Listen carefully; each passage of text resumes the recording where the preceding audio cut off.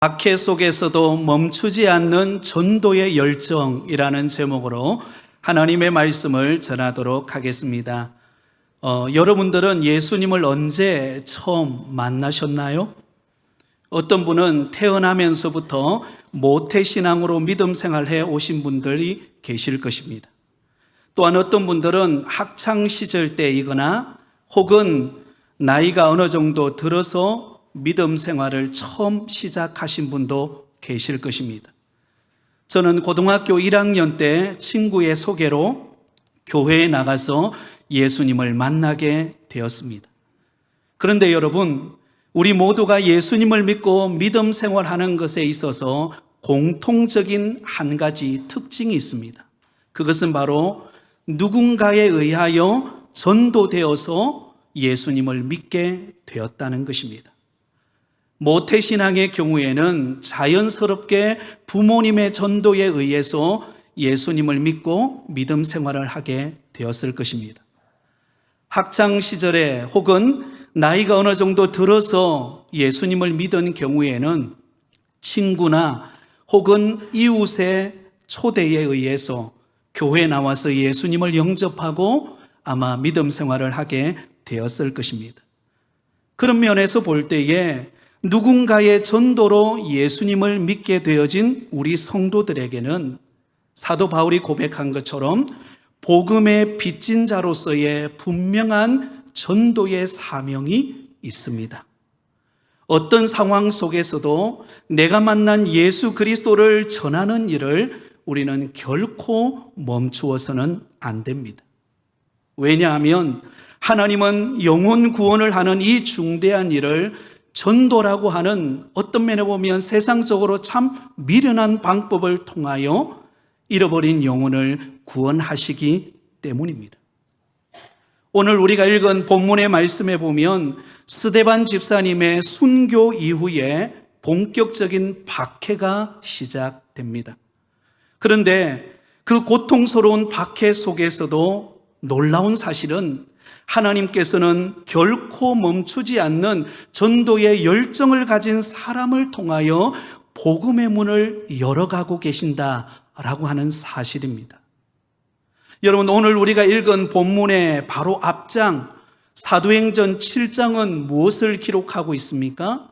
바로 스데반 집사님의 순교를 기록하고 있습니다. 다시 말하면 초대교회의 본격적인 박해가 시작되어진 장면을 기록하고 있습니다. 그런데 여러분, 박해가 본격적으로 시작되었을 때에 그 스데반 집사님의 순교로 인하여서 놀랍게도 여러분 세 가지의 엄청난 결과가 나타나게 되는 것을 볼 수가 있습니다. 스데반 집사님의 순교 이후에 나타난 세 가지의 결과, 여러분 그 첫 번째의 결과는 바로 사울이라고 하는 청년이 변하여 바울이 되는 계기를 마련하였다라는 사실입니다. 여러분, 오늘 우리가 읽은 본문 1절 상반절에 보면 이렇게 기록되어 있습니다. 사울은 그가 죽임당함을 마땅히 여기더라. 여러분, 여기 사울이라고 하는 인물이 등장을 하죠. 여러분, 사울은 그 당시에 돌에 맞아 죽어가는 스데반 집사님을 보면서 안타까워하고 불쌍히 여긴 것이 아니라 스데반 집사님은 마땅히 죽어야 될 사람이라 그렇게 생각했습니다. 왜냐하면 그 당시 이 사울은 정통 유대교에 열심히 있는 그런 사람이었습니다. 그래서 복음 전하는 스데반 집사님을 보면서 하나님을 망령되이 일컫는 사악한 예수쟁이라고 생각했고, 그러므로 그는 마땅히 죽어야 될 대상이다 라고 생각을 했기 때문입니다. 여러분, 한 걸음 더 나아가서 사울은 여기에 멈추지 않습니다. 3절을 보면 교회를 적극적으로 박해하는 그의 모습을 볼 수가 있습니다. 우리 3절을 같이 읽습니다. 사울이 교회를 잡멸할새 각 집에 들어가 남녀를 끌어다가 옥에 넘기니라. 여러분, 사울의 관심은 어디에 있었습니까? 예수 믿는 사람들을 잡아서 감옥에 가두고 그들을 없애는데 온통 관심이 있었습니다. 그들을 옥에 가두고 그들을 괴롭히고 그들을 예수 믿게 하지 못하는 것, 그것이 그의 인생의 최고의 기쁨이었습니다. 그런데 여러분, 이러한 사울이 다메섹 도상으로 가는 도중에 기적적으로 누구를 만납니까? 부활하신 예수님을 만나게 됩니다. 사울아 사울아, 내가 어찌하여 나를 박해하느냐? 주님 누구십니까? 나는 네가 박해하는 예수라. 그러면서 여러분, 인격적으로 이 사울을 만나 주십니다. 그의 인생에 극적인 변화가 일어나게 됩니다. 바로 그 내용이 오늘 본문 이후에 있는 바로 사도행전 9장에 나오는 이야기입니다. 여러분, 예수님을 박해하던 그가 예수님을 전하는 사도로 변화되어집니다.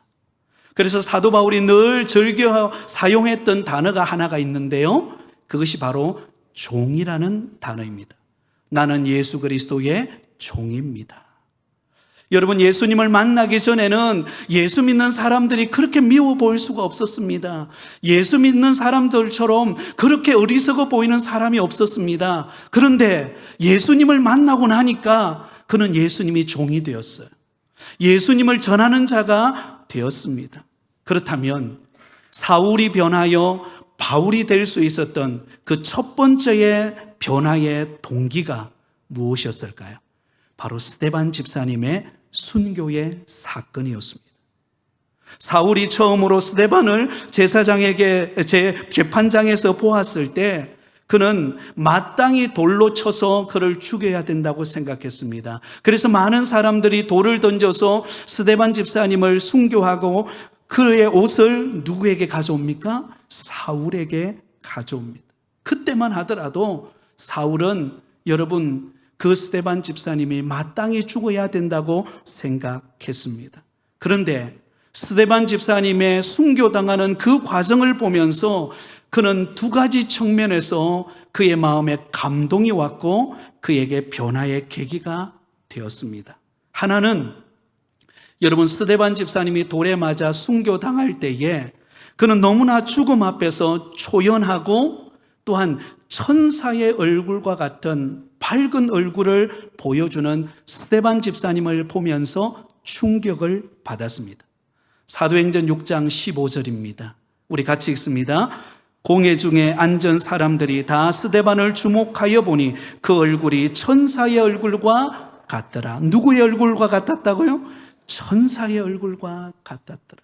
여러분, 지금 스데반 집사님은 재판장에 끌려와서 수많은 유대인들로부터 조롱을 당하고 또한 멸시를 당하고 온갖 구설수에 올라서 그는 언제 죽음이 그에게 찾아올지 모르는 죽음의 그림자가 그를 들이우고 있는 상황이었습니다. 그런데 그때 스데반 집사님의 얼굴의 모습은 천사와 같이 빛났어요. 여러분들은 사람이 죽음 앞에, 임종 앞에 서 있는 분들을 보신 적이 있습니까? 아마 여러분 부모님의 모습을 뵙거나 아니면 가까운 분들의 임종을 보는 경우들이 많을 것입니다. 여러분, 우리가 죽음 앞에 설 때는 두려움을 느낍니다. 공포감을 느낍니다. 특별히 예수 믿지 않는 사람들은 여러분, 그 죽음 앞에서 어쩔 줄을 몰라 하며 괴로워합니다. 그런데 스데반 집사님은 돌에 맞아 죽으면서 찢기고 조롱당하고 비참하게 죽어가는 그 현장 속에서 그의 얼굴은 두려움의 얼굴이 아니었어요. 그의 얼굴은 빛나는 얼굴이었고 그의 얼굴은 천사와 같았습니다. 어떻게 그게 가능했습니까? 주의 성령이 그를 붙들고 계시기 때문입니다. 사랑하는 성도 여러분, 그러므로 사울이 그 스데반 집사님의 순교당하는 그 빛나는 천사의 얼굴을 바라볼 때에 그의 마음에 충격이 찾아왔습니다. 어떻게 저렇게 죽을 수 있지? 어떻게 저렇게 인생을 마무리할 수 있지? 라는 충격을 받은 것입니다. 사랑하는 성도 여러분, 저와 여러분의 부모님 가운데 예수님을 믿고 하나님의 부름을 받아 세상을 떠날 때 우리가 그 임종을 보는 경우들이 많습니다. 그런데 여러분, 세상 사람들의 죽음과 예수 믿는 사람들의 성도의 죽음은 완전히 차이가 납니다. 죽음 앞에 있지만 그러나 그 얼굴이 빛나요. 그렇게 평화로울 수가 없습니다. 그러면서 온 가족이 함께 모여서 하나님을 찬송하면서 그 어디나 하늘나라 고백하면서 하나님의 부름을 받고 평안히 잠드는 여러분 부모님을 본 적이 있을 것입니다. 그 모습이 스데반 집사님의 모습이었어요.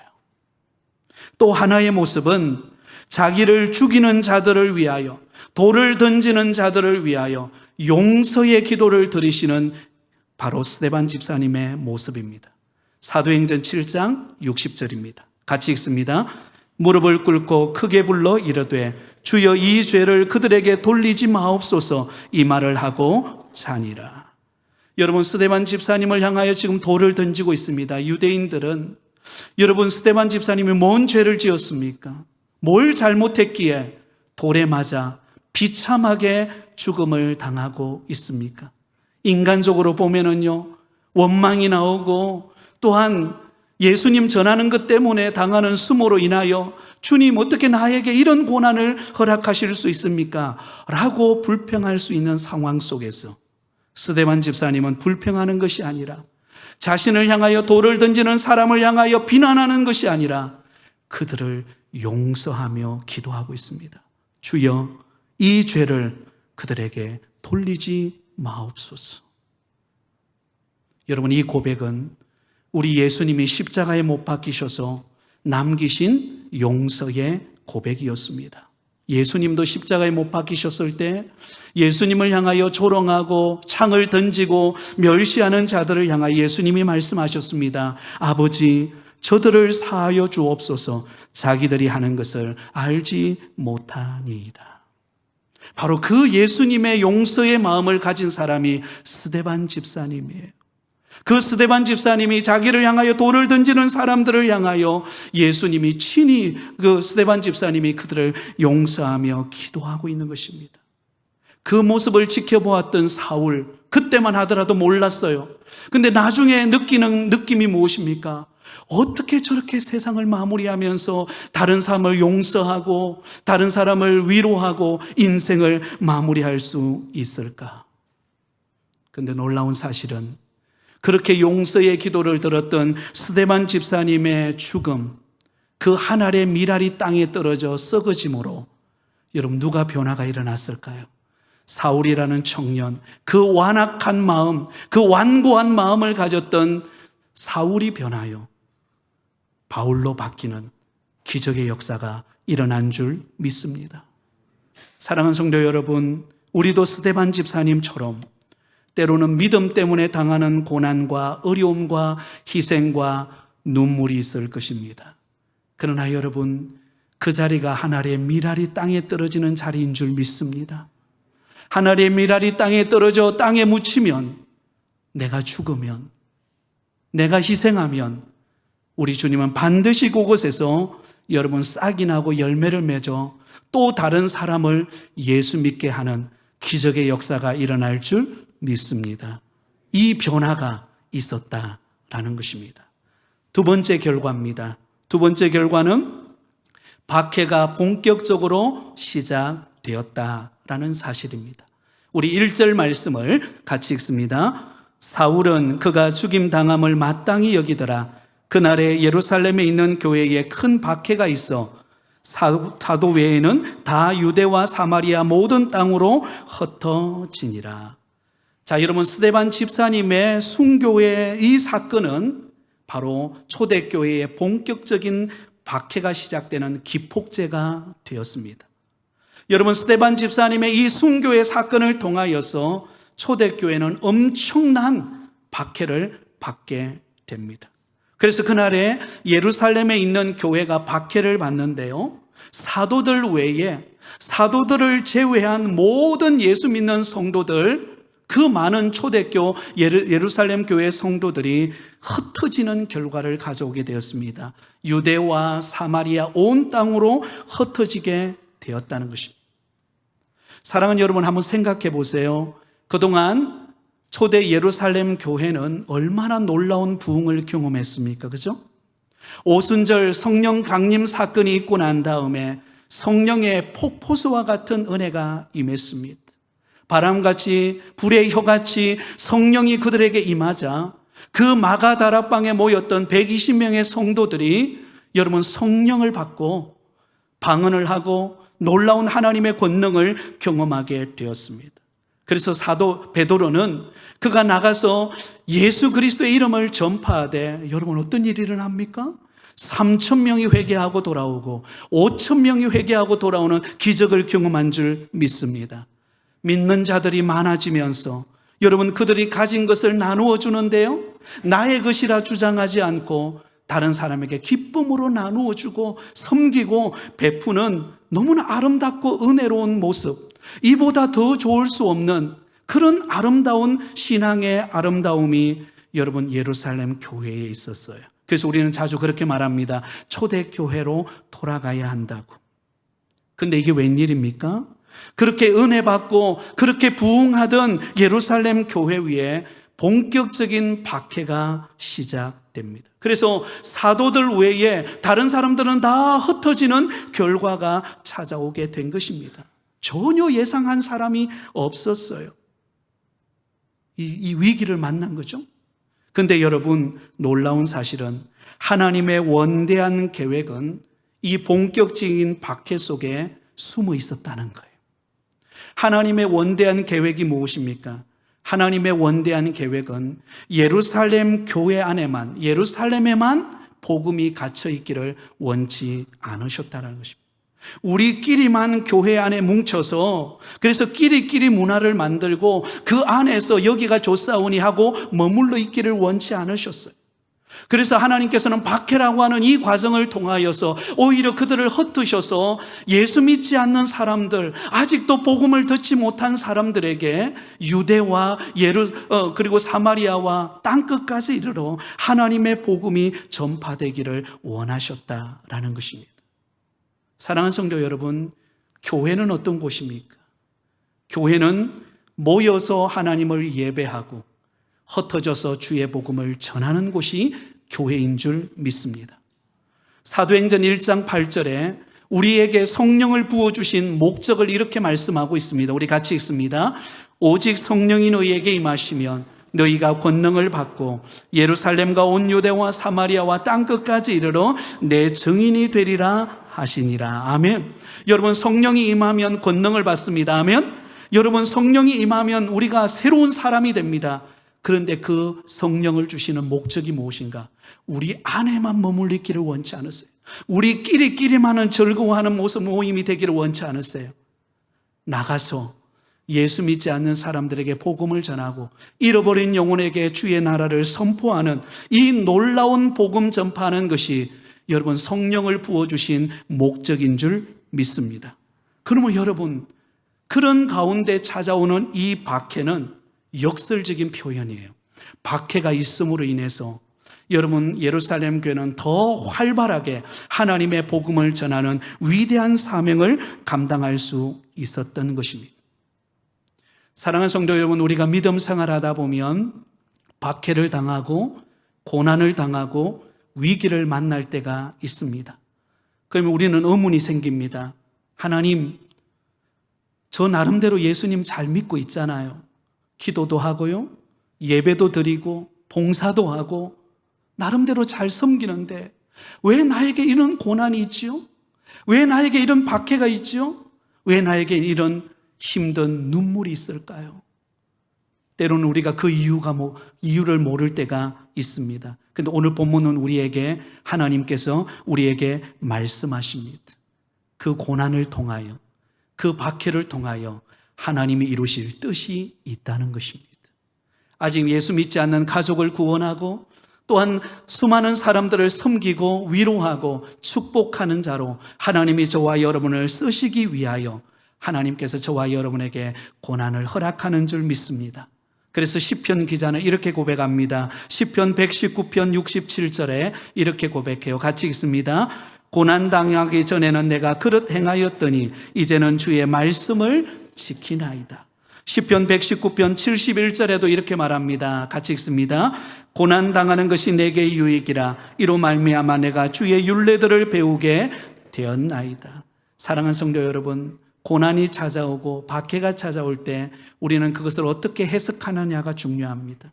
그때 아이고 이제 나는 망하게 되었구나, 아이고 내 인생은 끝났구나가 아니라 하나님이 하실 일이 있구나. 한번 따라해 볼까요? 하나님이 하실 일이 있구나. 하나님이 나를 크게 쓰시겠구나. 하나님이 나를 통하여 열매를 맺으시겠구나. 이렇게 바라보시기 바랍니다. 그러면 그 속에 놀라운 은혜를 경험하게 되어질 줄 믿습니다. 마지막 세 번째 결과가 있습니다. 그것은 믿음의 성도들이 흩어져서 담대하게 복음을 전하게 되었다라는 것입니다. 자, 오늘 보면 1절을 우리 다시 한 번 더 같이 읽겠습니다. 1절 말씀입니다. 1절 하반절에 보면, 중반절에 보면 이렇게 말합니다. 그날에 예루살렘에 있는 교회에 큰 박해가 있어 사도 외에는 다 유대와 사마리아 모든 땅으로 흩어지니라. 여러분, 예루살렘 교회에 박해가 왔습니다. 그로 인하여서 사도들 외에 나머지 사람들은 유대와 사마리아 땅으로 다 흩어지게 되었습니다. 그 이유는 조금 전에도 말씀드렸지만 하나님의 궁극적인 목적은 예루살렘이 아닙니다. 예루살렘은 시작에 불과해요. 하나님의 궁극적인 목적은 모든 민족, 열방인 줄 믿습니다. 성령을 통하여 우리 예수 믿는 성도들을 먼저 믿게 한 우리 성도들을 통하여서 아직 예수님을 믿지 않는 영혼들, 유대와 사마리아와 모든 민족을 향하여 이 복음을 전하는 복음의 증인이 되는 사명, 그것이 우리에게 주어진 사명입니다. 그래서 여러분, 사도행전을 읽어보면 예루살렘에서의 사역이 바로 여러분 사도행전 7장으로 딱 끝이 납니다. 더 이상 예루살렘 교회의 사역에 대한 이야기가 등장하지를 않아요. 그러면 사도행전 8장부터는 무슨 이야기입니까? 예루살렘을 벗어나서 유대와 사마리아와 땅끝까지 이르러 복음이 전파되어지는 스토리로 엮어져 있습니다. 그러므로 하나님의 복음은 여러분 예루살렘에만 머물러 있는 복음이 아니라 그 복음이 열방을 향하여 점점점 확장되어서 간다라는 것을 알 수가 있습니다. 그 대표적인 시작이 바로 오늘 본문의 빌립이 사마리아 성에 내려가서 복음을 전하는 내용입니다. 우리 4절과 5절 말씀을 같이 읽습니다. 시작. 그 흩어진 사람들이 두루 다니며 복음의 말씀을 전할세 빌립이 사마리아 성에 내려가 그리스도를 백성에게 전파하니. 아멘. 여러분, 흩어졌어요. 박해로 인하여 어쩔 수 없이 흩어졌습니다. 그러면 여러분 생각해 보세요. 갑자기 박해를 당해서 그들이 정들었던 머물렀던 자기 집에서 떠나야만 하는 상황이라고 한번 생각해 보세요. 그들이 떠나는 상황의 형편이 좋을까요? 어려울까요? 어렵겠죠. 잠잘 곳도 마땅치 않았을 것입니다. 그가 직장 생활했던 것도 내려놓아야 되는 위기도 있었을 것입니다. 나그네처럼 어디로 가야 될지 막막했을 것입니다. 그런데 여러분, 그 예루살렘을 떠난 사람들의 공통점이 무엇이었는가? 그들은 흩어져 가는 곳곳마다 주의 복음을 전하는 열정을 포기하지 않았다는 것입니다. 그들은 지금 고난 속에 있습니다. 그들은 지금 위기를 만났어요. 그들의 안정된 생활은 지금 그들에게 보장되지 않아요. 그럼에도 불구하고 하나님께서 그들에게 부탁하셨던, 때를 얻든지 못 얻든지 어디를 가든지 주의 복음을 전하라고 하는 그 명령 앞에 그들은 순종하게 되었던 것입니다. 그 대표적인 사람이 바로 빌립 집사님이십니다. 그는 가장 소외받는 곳, 유대인들로부터 가장 소외받는 곳, 그 사마리아 성으로 들어가서 그들에게 복음을 전합니다. 그래서 어떤 일이 벌어질까요? 우리 6절을 같이 읽습니다. 6절입니다. 시작. 무리가 빌립의 말도 듣고 행하는 표적도 보고 한 마음으로 그가 하는 말을 따르더라. 여러분, 빌립이 여러분 사마리아 성으로 들어가서 그들에게 복음을 전합니다. 성령 충만하여 핍박 가운데서도 그는 담대하게 복음을 전했습니다. 그 복음을 들은 사람들이 여러분 예수님을 따르는 변화가 일어납니다. 7절과 8절에도 이렇게 기록되어 있어요. 7절과 8절입니다. 같이 읽습니다. 많은 사람에게 붙었던 더러운 귀신들이 크게 소리를 지르며 나가고 또 많은 중풍병자와 못 걷는 사람이 나으니 그 성에 큰 기쁨이 있더라. 할렐루야. 복음이 전파되어지는 곳에 어떤 일이 일어나요? 표적들이 나타나기 시작합니다. 귀신들이 떠나가고 병자들이 고침을 받고 그 슬픔 속에 잠겨있던 사마리아 성이 기쁨이 충만케 되어지는 변화가 일어났다는 것입니다. 여러분, 사마리아 성에 있는 사람들은 늘 여러분 소외되어졌다라고 하는 외로움이 있었습니다. 같은 유대인이지만 다른 지역에 사는 유대인들은 사마리아 성의 사람들을 보면서 손가락질했습니다. 저 혼혈인들이라고. 그리고는 여러분 북쪽의 갈릴리에 속한 사람들이 남쪽의 예루살렘으로 내려갈 때에 그 사마리아 성에 발도 디디지 않았어요. 왜? 그들을 멸시했기 때문이에요. 그런데 빌립 집사님은 그렇게 소외되어지고 고독감과 외로움과 상처받은 그 사마리아 성에 들어가서 주의 복음을 전하기 시작하자 그 복음을 통하여서 기적이 나타나고 병자들이 고침받고 그들이 회복되어지는 은혜를 경험하고 그 성에 기쁨이 가득한 놀라운 변화의 역사가 일어나게 된 것입니다. 무엇을 통하여요? 예수 그리스도의 복음을 전하는 전도를 통하여, 예수 그리스도의 십자가의 복음을 전하는 그 일을 통하여 그곳에 있는 영혼들이 변화되어질 뿐만 아니라 그 성의 기쁨이 회복되어지는 역사가 일어나게 되었다는 것입니다. 사랑하는 성도 여러분, 우리가 속해 있는 이 부곡동, 부산, 양산, 열방의 회복은 어디에 있을까요? 어떻게 참된 기쁨을 회복할 수 있을까요? 여러분, 예수 그리스도의 복음이 진짜 기쁨을 주는 역사인 줄 믿습니다. 그래서 어떤 선교사님이 이런 고백을 했습니다. 어떤 선교사님이 이런 고백을 했어요. 복음이 없는 사람은 다 선교지이고 복음이 있는 사람은 다 선교사다. 우리 같이 다시 한번 해볼까요? 시작. 복음이 없는 사람은 다 선교지이고 복음이 있는 사람은 다 선교사다. 여러분, 복음이 없는, 복음을 받아들이지 못한 가족, 친척, 이웃이 있습니까? 그곳이 우리의 선교지입니다. 그리고 저와 여러분은 먼저 예수 믿고 구원의 감격을 경험한 선교사입니다. 그러면 여러분, 저와 여러분은 선교사로서 아직 예수 믿지 않는 영혼들에게 바로 이 빌립 집사님처럼 내가 경험한 이 복음의 감격, 내가 깨달은 이 복음의 능력, 오직 의인은 믿음으로 말미암아 살리라, 이 복음의 기쁨을 전함으로 다른 사람이 예수 믿고 기쁨이 충만하게 되어지는 은혜의 역사가 있기를 원합니다. 우리 부곡교회는 4월 27일 상반기 새생명 전도 축제를 앞두고 있습니다. 이제 3주 남았죠? 여러분, 새생명 전도 축제는 매년 해마다 그냥 연례 행사로 치루어지는, 그냥 스쳐 지나가는 행사가 아닙니다. 우리 하나님께서 가장 기뻐하시고 우리 하나님께서 가장 기다리는 날, 바로 그날이 새생명 전도 축제의 날인 줄 믿습니다. 여러분, 그러므로 우리가 한 달 동안 보냄받은 선교사로서 아직 예수 믿지 않는 선교지를 향하여 이 복음의 기쁨을 전하는 자가 되어서 잃어버린 영혼을 살리는 저와 여러분이 되기를 예수님의 이름으로 축원드립니다. 이 말씀을, 이 예화를 드리고 말씀을 맺으려고 합니다. 어떤 나이 많은 한 전도사님이 계셨습니다. 이 전도사님이 기독교 서점을 방문해서 많은 전도지를 주문했습니다. 그리고는 그곳에 일하는 점원에게 힘이 없이 이렇게 말을 했습니다. 내가 오늘 전도지를 사가는 것이 어쩌면 이제 마지막이 될 것 같아요.